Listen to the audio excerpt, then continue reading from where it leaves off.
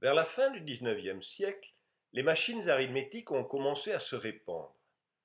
Mais acheter des machines ne suffisait pas à assurer les besoins d'une société de plus en plus assoiffée de chiffres. En même temps, l'aspiration des femmes à une éducation et un rôle social devenait de plus en plus visible. Alors, un nouveau personnage est apparu, celui de la jeune fille ayant une bonne éducation mathématique et un métier, celui de calculatrice. On trouve ce personnage dans une pièce de George Bernard Shaw qui a fait scandale. La pièce est La profession de Madame Warren. Elle a été écrite en 1893, mais n'a été jouée que 8 ans plus tard. Dans la première scène, on voit Vivi, qui est la fille de Madame Warren, et un prétendant. Vivi vient de terminer des études brillantes et elle est bonne à marier. C'est elle qui parle. Dans les journaux, il n'était question que de Philippa Summers qui avait battu le major, vous vous en souvenez. Et rien n'aurait fait plus plaisir à ma mère que j'en fasse autant. Je lui dis carrément que ça n'en valait pas la peine, puisque je n'allais pas enseigner. Mais j'offris de tenter une quatrième place pour 50 livres. Elle tint le pari en protestant un peu, et je fis mieux que cela. Le concours dont il est question, c'est le Mathematics Tripos de Cambridge. À l'époque, c'était une sorte de super concours général sur plusieurs jours, avec des centaines de questions très difficiles. En 1880, les filles avaient été admises à concourir, avec un classement parallèle. Et ce qui devait arriver était arrivé en 1890. Une fille avait fini en tête, cette Philippa Summers dont tous les journaux ont parlé. Dans la vraie vie, elle s'appelait Philippa Fawcett. Dans la pièce, Vivi Warren arrive troisième. C'est un clin d'œil à Carl Pearson, qui était un ami de Shaw et qui avait été lui-même troisième au Tripos. Tu sais ce que ça veut dire, les Tripos? Ça veut dire mouliner et mouliner encore des maths pendant 6 à 8 heures par jour et rien d'autre que des maths. Je suis censé savoir des choses en sciences, mais je ne sais rien que des mathématiques. Je sais faire des calculs pour des ingénieurs, des électriciens, des compagnies d'assurance, etc. Mais je ne sais pratiquement rien en ingénierie ou en électricité ou sur les assurances. Donc, Vivi Warren est calculatrice. Cela lui donne une autonomie et une indépendance qui sont assez nouvelles à l'époque. Et puis ça contraste vigoureusement avec la profession de Madame Warren, sa mère, qui donne le titre de la pièce et que je vous laisse découvrir. Des calculatrices comme Vivi Warren, il y en a eu au XXe siècle, mais encore plus pendant les deux guerres, surtout la seconde. Voici l'une d'elles, Betty Snyder, de son nom de jeune fille, qui deviendra après la guerre une des premières programmatrices de l'ENIAC, de Moseley et Eckert. Quand elle avait commencé ses études universitaires, elle était tombée sur un prof de maths qui lui avait demandé ce qu'elle faisait là au lieu d'élever des enfants. Elle était donc devenue journaliste. Mais elle était minutieuse, précise, elle calculait bien. Alors quand elle s'est engagée après l'entrée en guerre des États-Unis en décembre 1941, on l'a affectée au laboratoire de balistique pour calculer des tables de tir. Bien que Betty Snyder trouvait monotone de calculer des tables de tir 8 heures par jour, elle était motivée par le fait de contribuer à l'effort de guerre. J'ai toujours trouvé qu'on faisait un travail génial. J'étais juste super enthousiaste. Gung-ho est un terme mis à la mode par un film de guerre qui traduit l'enthousiasme pour l'effort collectif. Elle était donc gung-ho jusqu'à ce que son frère revienne du front en Europe et l'informe que lui et ses hommes n'utilisaient jamais de table. Les artilleurs tiraient 2 ou 3 fois vite fait, et ajustaient ensuite avec leur expérience. Ça a fait éclater ma bulle, se souvient-elle. Mais dans l'armée, on ne discute pas. Si les ordres sont de calculer des tables de tir, on calcule des tables de tir. Point barre. Voici le carnet de graphique pour le célèbre canon de 75 pendant la guerre de 14. Comme je tiens à ce que vous ayez des données à jour, c'est la deuxième édition, datée du 1er novembre 1921. Ce ne sont pas des tables mais des graphiques qui traduisent les tables et sont censés être plus rapidement lisibles. Voyez le graphique pour la correction d'un vent transversal et des obus à balles. Toujours pour des obus à balles, voici la correction de densité de l'air. Il valait mieux avoir un bon baromètre. Vous préférez peut-être les données directement sous forme de table. En voici qui proviennent de l'armée soviétique. Vous imaginez bien que s'il fallait une table par variable de correction, par canon et par type de munition, il y avait du travail pour les calculateurs en temps de guerre. On trouve tout de même ce rapport du laboratoire de recherche balistique en 1967. Idéalement, une table de tir permet à l'artilleur de résoudre son problème de tir et de toucher la cible au premier coup. Dans l'état actuel des choses, ce but est rarement atteint, sauf par hasard. L'utilisation d'un observateur ou plus, conjointement avec la table de tir, permet à l'artilleur d'ajuster son tir et de toucher la cible au 3 ou 4e coup. Un autre calculateur de table de tir est Richard Feynman. Il deviendra l'un des plus grands physiciens du XXe siècle. En attendant, il a 23 ans à la déclaration de guerre et il est étudiant. Je vous recommande son livre de souvenirs.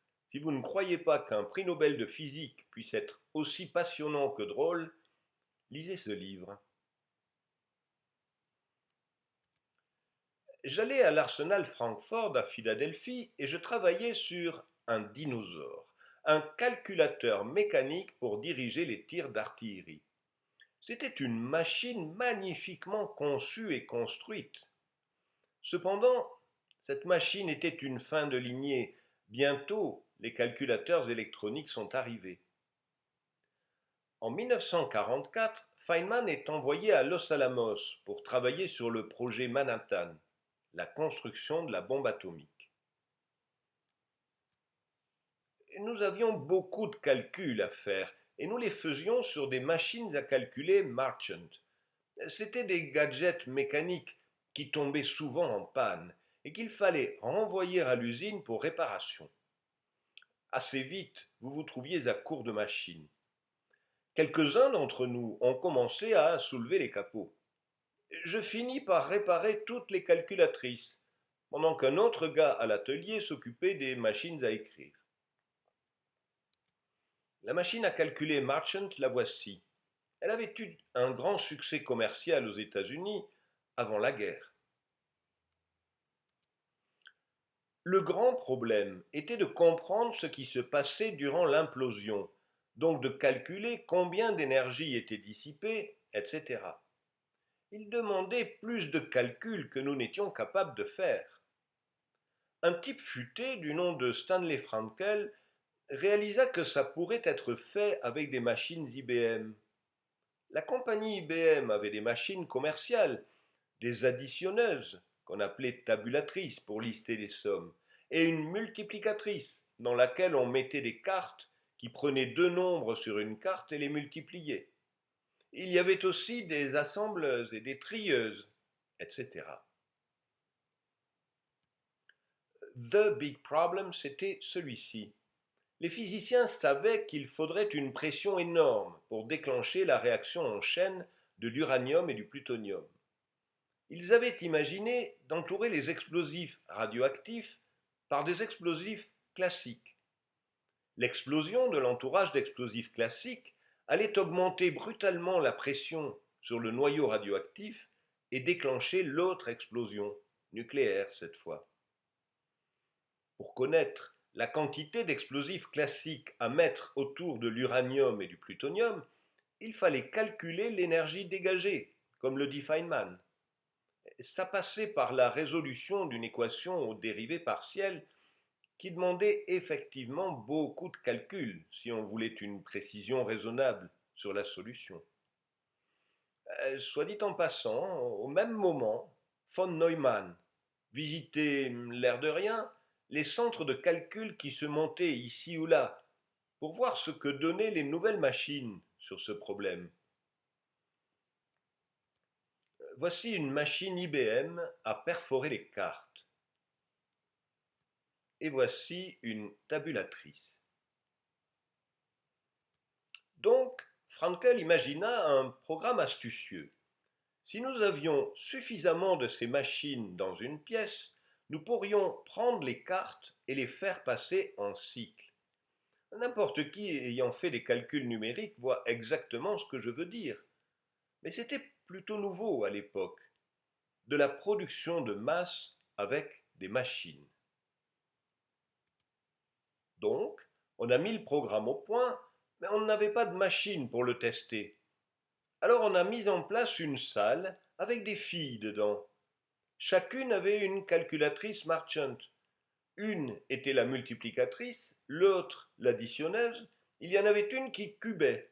Tout ce qu'elle faisait, c'était de calculer le cube d'un nombre sur une carte et le passer à la fille suivante.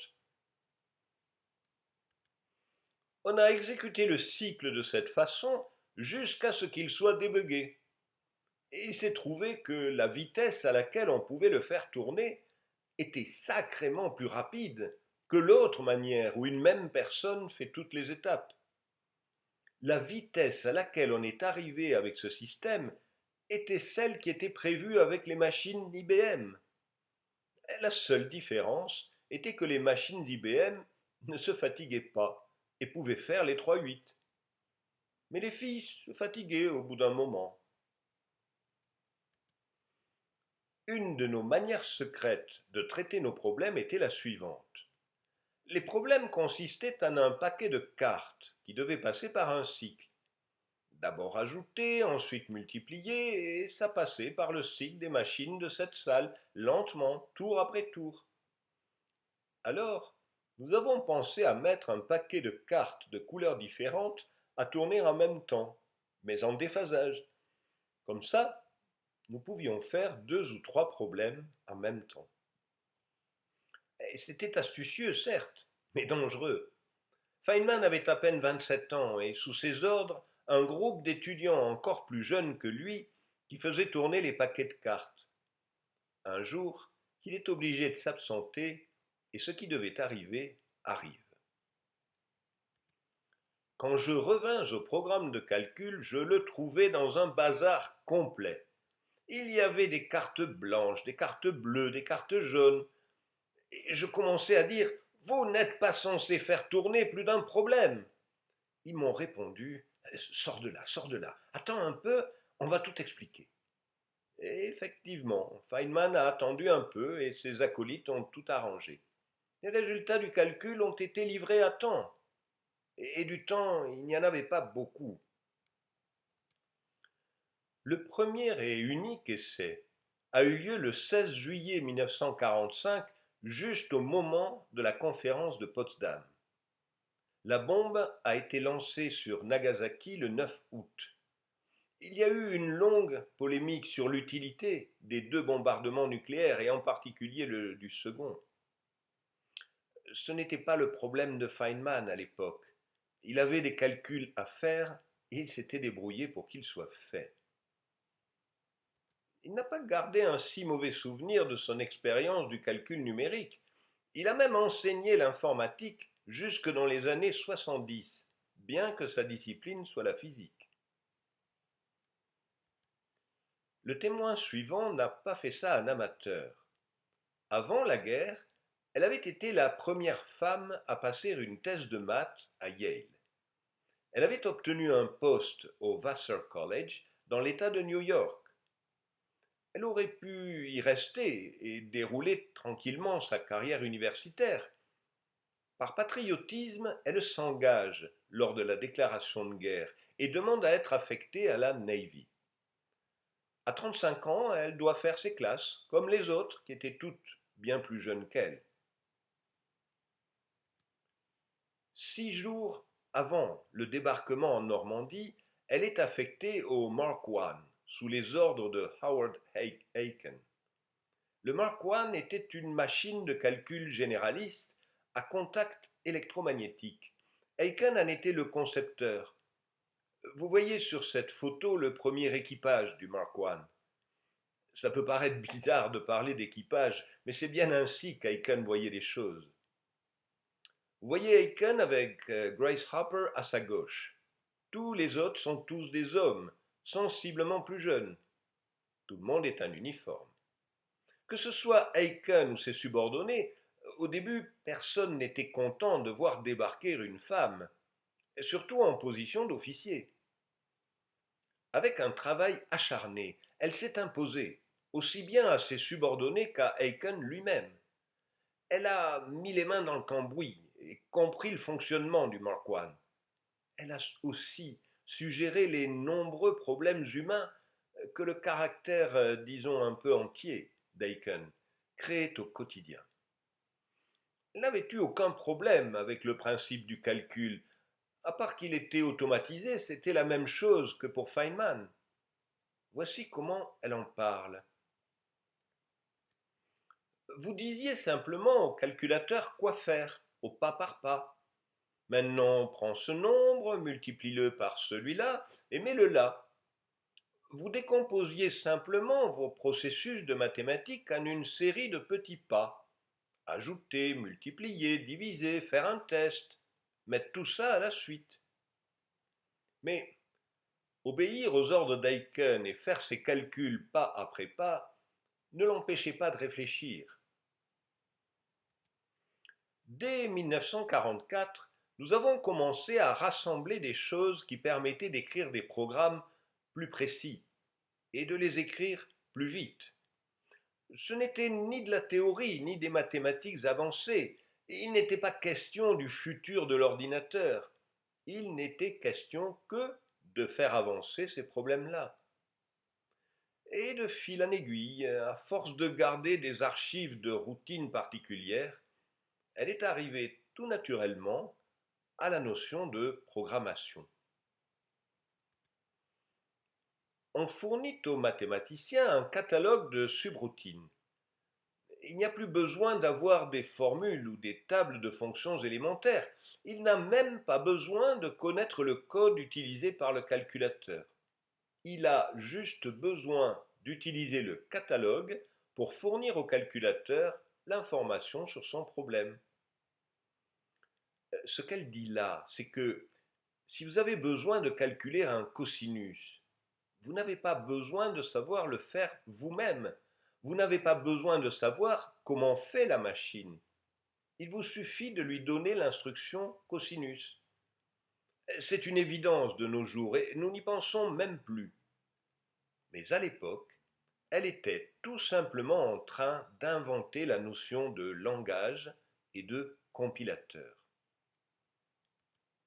Elle a décrit ses idées dans un article paru en 1952, L'éducation d'un ordinateur. Ce que vous voyez là est la figure 5 de cet article, qui explique clairement que le mathématicien, en haut à gauche, n'a qu'à fournir de l'information et des données pour que Univac fasse tous ses calculs.